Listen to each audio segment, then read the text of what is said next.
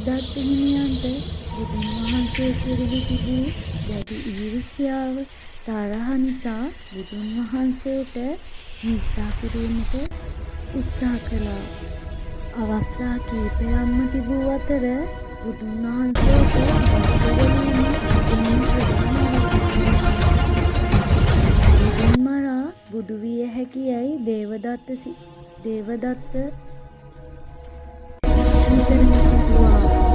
එම සිතුවිලි නිසා දේවදත්ත හිමියන් දිනක් බුදුන් වහන්සේ වඩින මඟ අවහිර කර ගල් පෙරවීමට උත්සාහ කරා.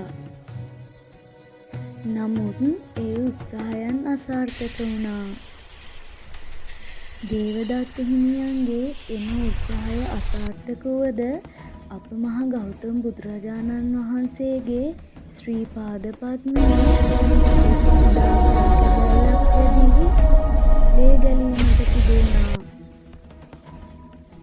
එම ක්‍රියාව නිසා දේවදත්ත හිමියන් ආනන්තර්ය පාප කර්මයට ලක් වුණා.